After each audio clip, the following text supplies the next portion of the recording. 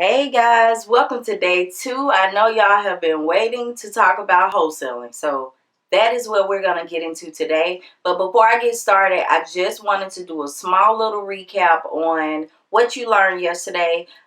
Yesterday we went over hard money lenders and private money lenders, and those are individuals who will lend you the funds to complete a flip or to complete a rehab for a rental property. Some of those individuals will lend at 100%. Some of them will lend 50%. It just depends on the lender that you find, but it's a very lucrative way to begin in real estate investing and leverage other people's money. So today we're going to get into wholesaling, which does not require any of your own money, any credit, nothing.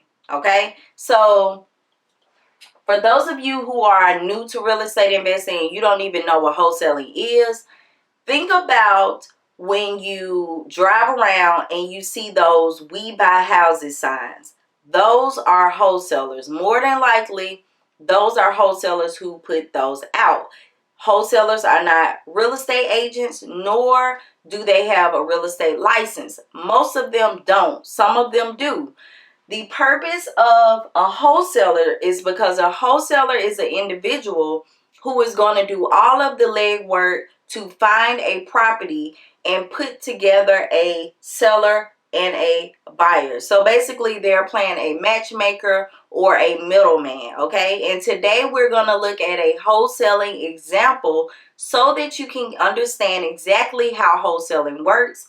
And if you check your email today, you should have the one-page contract that I use when wholesaling and tons of other people around the U.S., okay? So let's get into today's example. Now, I want to just start out by talking about leads because you need to understand what leads are you going to use when you're wholesaling. There are so many different leads out there. You could get a home that is about to be foreclosed on, behind on taxes, the couple is divorcing, or the person has deceased and their family's trying to sell it. It could be a number of reasons why someone will want to get rid of a property quickly. For today's example, we are going to look at a property that is behind on taxes. And the reason why I want to throw this particular property in and use this as an example is because it's a little complex, but I want you guys to understand that every wholesale deal is not going to be simple and you will run into things like this, okay? So let's start off with your lead. So let's say that you went driving for dollars. And if you don't know what driving for dollars is basically when you drive around and you're looking for properties that have overgrown lots, that look abandoned, just terrible, okay? And in this case, we found a property driving for dollars that looked just like that. The grass was all up high. There was mail in the mailbox. Like, it just looked bad and it looks like crap. Now, the very first thing that you want to do when you find a property like this, you want to go to your county or the county where the property is located. You want to go to the county tax assessor's office, online or in person, okay? You want to find out information about the property, what it's worth, how many bedrooms, baths, how much it's worth at the county tax value. And also you're going to get the owner's name and address, because if they're not living in this property, they probably have their mailing address as something different, and you want to get their name and address. So you go there and you find out the owner's name and address. Then you want to go to TruePeopleSearch.com. You want to go to TruePeopleSearch.com is because you want to get the owner's name and phone number. And TruePeopleSearch.com is going to give you their name, cell phone number, all numbers they've used, mailing address, things like that. At this point, once you find out the owner's information, it's up to you whether you want to call, mail, text, or email. I would say try all avenues that you can. If you don't like talking to people, text, email, or send a letter. In your letter, you're just going to say, hey, I saw your property driving around and I'm an investor. Make sure that you label yourself as an investor, not a wholesaler. Now, if you're talking to other investors, they know the terminology. You can call yourself a wholesaler. But a seller more than likely does not know what that is. And you want to make sure that you tell them you're an investor, because primarily what you're going to be doing is finding an investor for them to buy their property, okay? So you're going to let them know that you're an investor, that you buy homes in the area and you either flip them or you keep them as rental properties, but you're interested in his property. Keep in mind when you're a wholesaler also, you can virtually wholesale. You do not have to be in the same state where you're wholesaling. People virtually wholesale every day. You do not have to be in the same state where you find the property. So you found a property, you've got the owner's information, and now what you want to do is you get them on the phone and you want to set up a meeting to look at this property.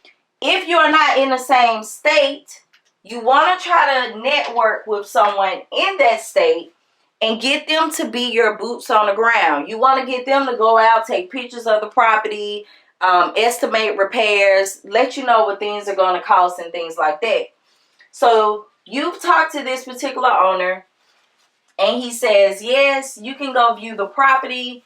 And for the purpose of this case study, we're in the same state. So you go and view the property, you take a contractor with you that you know, or someone that has a small business doing contracting work, and you all go look and you determine that this particular property is going to need $20,000 of repairs.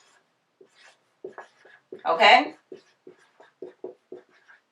So what I'm going to do now is I'm going to step over here to the side and I'm going to write out your calculation that you want to use on every wholesale deal. So when you went to the county tax assessor site, you saw that the county has it valued at $100,000 or something like that. But you went on Zillow. And I don't always primarily suggest using Zillow, but there is a way that you can use Zillow to determine the after repair value, which is the repair value that you need to know, because you want to know what this home will sell for if it was fixed up and in great condition.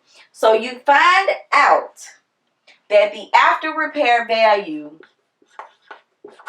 is $150,000. Okay?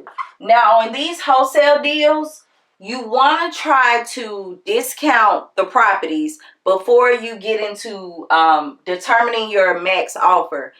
Go ahead and discount the property because you can't offer this seller $150,000, okay? So before you even get them on the phone, you need to step over here and you need to work out your calculation. So you know that you can't offer them $150,000. So we're going to discount this property by 70%, and that's actually $105,000. Now your contractor has already told you that it's going to need $20,000 in repairs, and you know that you want to make $10,000. That is going to be your fee. Okay? So $150,000 minus 70%. Minus $20,000 and minus $10,000, which is your fee, is going to put you at $75,000. MAO. Now, MAO stands for your max allowable offer. That means that this is the max that you're going to offer this seller, and you're not going any higher than that. So what I suggest is you discount this by 15%.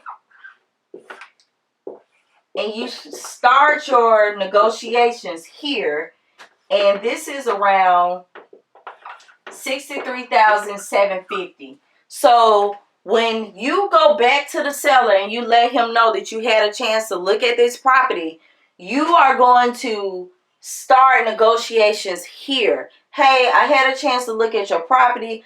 I know, that you were wanting this amount, but after looking at the amount of work that's going to be needed to be done, I'm willing to offer you $63,750. He may hang up in your face. He may tell you goodbye. He may not want to talk to you anymore. He may say, no, I'm not selling my home for $63,750. I'll sell it for $65,000. Okay. Well, you're still under the max allowable offer. And let me just tell you, at that point, if he tells you, I will sell it to you for $65,000. Now you can raise your fee, because you started out thinking that, oh, I was going to do it for $75,000. Okay. Now, what you can do is to not try to be so greedy. Okay. So he's going to want to sell it for $65,000. You're going to get your contract that we have in your email, and you're going to write up the contract with the seller for $65,000. Okay.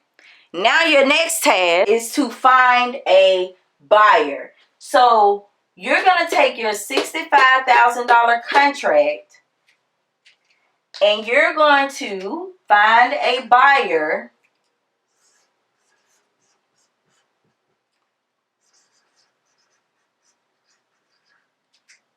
And you're going to assign your contract to the buyer for an amount. Now, you said that you wanted to make $10,000 on this deal. So you can assign that to the buyer for $75,000. Okay? Now, in the case of this seller taking absolutely less than what you were your max offer, you could sell this to a buyer for $85,000 and end up making way more. But just to be on the safe side, just to make sure that your deal goes through, we're just going to say that you're going to make $10,000 on this deal. So you're going to sell it to a investor or whomever you come in contact with that want to buy this home and do the repairs for $75,000. So what you need to understand about wholesaling, and where a lot of people don't understand, and they get out there and they say the wrong terminology, you are not wholesaling homes. You are wholesaling contracts. You are flipping your contract, because each time that you get under contract with someone on their property, you are placing your interest in the property. Okay. And so once you're under contract with them, if they go behind your back and they sell it to someone else, at that point you can actually sue or do like legal matters, because you were under contract with that person. Okay. I just want to give you some tips and tricks on how you can market the property once you get it under contract with the seller. But you need to be careful, because you're not supposed to be marketing it as you have a home for sale, because you're not a real estate agent when you don't have a license. But you can market that you have a wholesaling contract for sale. You can market on Facebook, Craigslist, market the property, but you're marketing that you have a contract for sale. Okay. A lot of people always are like, well, I don't know how to find a buyer. That's one of the main things I can't do. Is I get under contract with this person, but I can't find a buyer that wants to buy it from me. Now, I'm going to keep this really simple for this training, but what I will tell you is definitely start going to auctions on the courthouse steps for foreclosed homes. You're going to find a lot of people that are there buying homes cash. So here's just a quick way that you can find buyers in a wholesale deal. You need to go to the BB website, okay? And I'm just making sure that you guys can see. You need to go to the Better Business Bureau website. Look in the zip code of the area where you are going to be wholesaling. I want you to go there, and in the search bar, you want to look up real estate investments,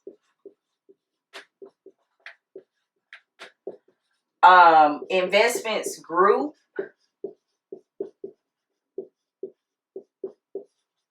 something along this line, okay? You want to look up these particular terms, because what's going to happen is you're going to start to see a lot of LLCs, okay? Do you know what these LLCs are? These are your buyers. These are your buyers. You want to go and start calling these LLCs and asking them, would they mind being a part of your list, and that you are an investor and you wholesale in the area and you would love for them to be a part of your list, okay? That is a really easy way to find buyers, and trust me, if an individual has an LLC or they're going by a name such as Davis Investment Group or Atlanta Investment Group or something like that, that means they're buying a lot of properties. And you need to make sure that you reach out and ask them, would they mind being a part of your buyers list? And once you start to get these deals, you're going to be able to send them and shoot them out via email blast to your buyers, okay? Now, once you find your buyer, you're going to end up taking both contracts to a title company or a title attorney. They're going to run a title check on everything, and they're going to contact you all with a date when you can come to the closing table and you all are going to close. So the way that's going to look when you come to the closing table, this is your little table. You're going to have your seller over here. He's happy now because he's selling his house. You're going to be right here. And your investor is going to be over here. Seller is going to walk away with $65K. You're going to walk away with $10K. And your investor is going to walk away with the house. Why did they decide to cut grass in the middle of my video? I do not know. But anyway, I wanted to just, before I go, give you an example. Just throw this in here because at the beginning, I said that this property was behind on taxes. So one way that you could have put that in was that if they were, let's say, $5,000 behind on taxes, you could just lower your fee by $5,000 to get that deal to work out. Or you could have just up the amount so that the buyer was going to take care of it on his end. Now, one thing that I know that some people run into is that when they're trying to wholesale, they have sellers who have kind of got hip to this whole wholesale game. And so they may ask you to put some money down.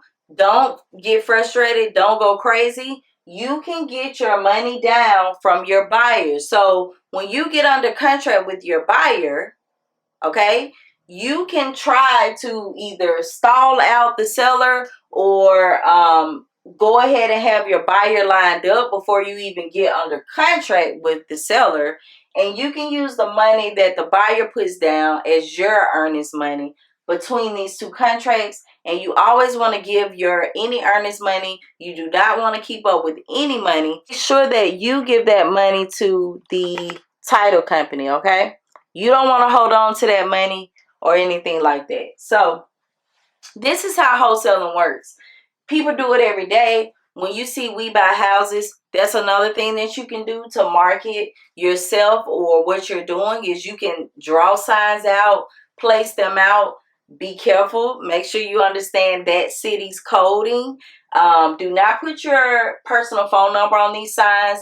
Get a Google Voice number and everything will work out for you. So I know this video today was kind of long, but it takes time to explain wholesaling. And I hope that at least now you have the knowledge needed so that you can go and you can start driving for dollars and you can start finding homes that look potential to be wholesale deals. So go ahead, go start driving for dollars. Start looking on Zillow at for sale by owner homes. Start looking on Zillow at homes that are pre-foreclosed.